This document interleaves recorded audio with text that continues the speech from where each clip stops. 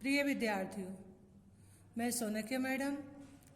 मैं आज आपको रानी दुर्गावती सप्तदशा पाठा इस पाठ का अभ्यास समझाने जा रही हूँ। पहले मैं आपको एक पदेन उत्तरम ये समझाती हूँ, आप समझिए। प्रश्न पहले का नंबर, महारागी दुर्गावती कुत्र जाता। अब कुत्र के स्थान पर हमको क्या लिखना है? मंडला क्षेत्रे। ये कहाँ की थी? मंडला। तो मंडला क्षेत्रे कुत्र के स्थान पर अपन को लिखना है। ख नंबर देखिए, दुर्गावत्या विवाह केन सह जाता। तो दुर्गावती, रानी दुर्गावती का विवाह किसके साथ हुआ था? तो किसके साथ? केन के स्थान पर हमको लिखना पड़ेगा दलपत साहेन सह। किसके साथ? दलपत साहेन सह। प्रश्न के समान ही उत्तर बनता है। ग नंबर देखिए, दुर्गावती कृपाणेन किम अकरोत। दुर्गावती ने कृपाण यानी कटारी से क्या किया था? तो प्राण घातम, अपने प्राण दे दिए। तुम किम के स्थान पर आएगा, क्या आएगा? प्राण घातम। घ नंबर देखिए, दुर्गावत्या पुत्रः कः आसीत्। दुर्गावती का पुत्र कौन था? तो कौन था? कहा के स्थान पर आएगा वीर नारायण। क्या आएगा? वीर नारायण। अब आखिरी का प्रश्न देखिए, दुर्गावती विश्वविद्यालय कुत्र स्थित। दुर्गावती विश्वविद्यालय कहाँ स्थित है? तो जबलपुर नगरे। कुत्र के स्थान पर आएगा जबलपुर नगरे। अब दूसरा देखिए प्रश्न, दूसरा प्रश्न देखिए, दुर्गावत्या समाधि कुत्र अस्ति। तो दुर्गावती की समाधि कहाँ बनी हुई है? मंडला और जबलपुर मार्ग पर। ये इसमें आया है जबलपुर मंडला मार्गे, तो ये आएगा इसमें। आया समझ में? कुत्र के स्थान पर ये लिखा है जबलपुर मंडला मार्गे। प्रजासु दुर्गावत्या कीदृशः स्नेहा आसीत्। तो यहाँ कीदृशा के स्थान पर लिख देंगे पुत्रवत्या। आया समझ में? पुत्र के समान। प्रजासु दुर्गावत्या पुत्रवत्या स्नेहा आसीत्। पुत्र के समान स्नेह करती थी। कहा दुर्गावत्या उपरि आक्रमणम अकरोत। तो दुर्गावती के ऊपर किसने आक्रमण किया था? तो क्या लिखेंगे? कहा के स्थान पर आसफ खान। आया समझ में? और पूरा प्रश्न बोई का बोई आ जाएगा। अब प्रश्न तीसरा देखिए, अधोलिखित पदानाम मूल शब्दः विभक्तयः वचनानि च लिखत। इस पद में हमें मूल शब्द बताना है, विभक्ति बताना है और वचन बताना है। तो देखिए, मंडला क्षेत्रे। मंडला क्षेत्रे में शब्द सप्तमी विभक्ति का है और एक वचन है। आया समझ में? क्या है? मंडला क्षेत्रे सप्तमी विभक्ति एक वचन का शब्द है। दलपत साहेन, दलपत साह इसका शब्द हो जाएगा और तृतीय विभक्ति एक वचन का है। ये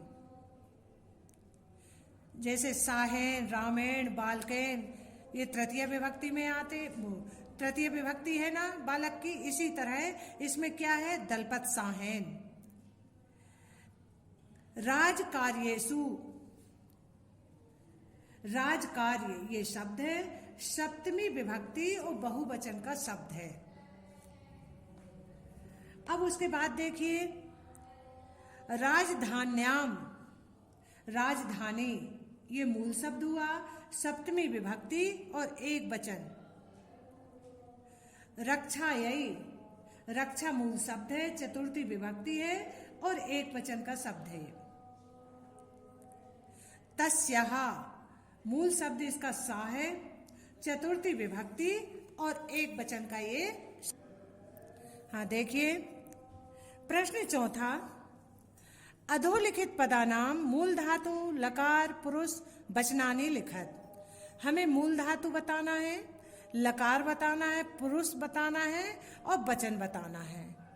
इसमें दिया है न्यवसत। अब न्यवसत में बस क्या है? धातु है।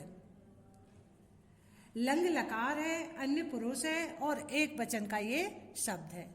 खा नंबर अकरोत। अकरोत में क्रय धातु है, लंग लकार है, अन्य पुरुष है और एक वचन का ये शब्द है। अस धातु है, लंग लकार है, अन्य पुरुष है और एक वचन है। अपश्यत दृश धातु है, लंग लकार है, अन्य पुरुष है, एक वचन है। प्राप्यनोत आप धातु है, लंग लकार है, अन्य पुरुष है और एक वचन है। अत्यजत त्यज धातु है, लंग लकार है, अन्य पुरुष है और एक वचन है। प्रश्न 5वां, कोष्टकात उचितम पदम चित्वा रिक्त स्थानानि पूरयत। कोष्टक में से उचित शब्द लेकर के रिक्त स्थानों की पूर्ति करना है। कोष्टक में 2 शब्द दिए गए हैं, उचित शब्द से भरना है। तो देखिए, सा चंदेल राज्यपुत्री खालिस्तान, तो इसमें क्या आएगा? आसित। वह चंदेल राजा की पुत्री थी। आसित यानी थी। खा नंबर देखिए, प्रजा अपीताम मातेव अपश्यन, प्रजा उनको माता की तरह देखती थी।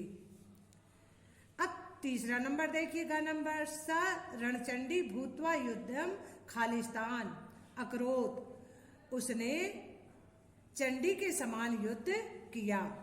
घ नंबर देखिए, तस्या बलिदानम अधुनापि जनः स्मरन्ति, उसके बलिदान को सभी लोग, उसके बलिदान का सभी लोग स्मरण करते हैं।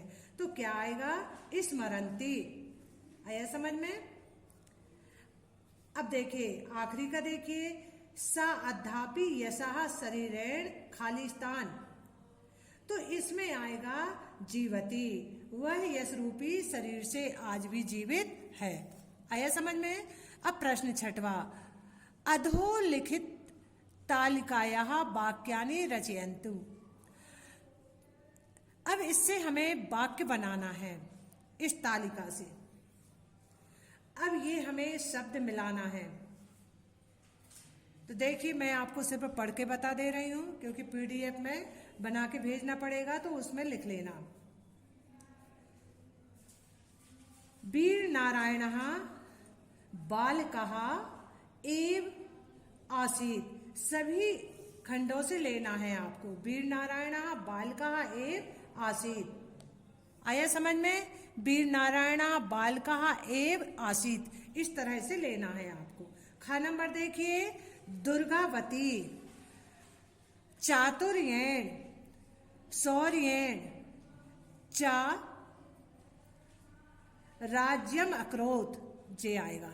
तो इस तरह के आपको वाक्य बनाना है।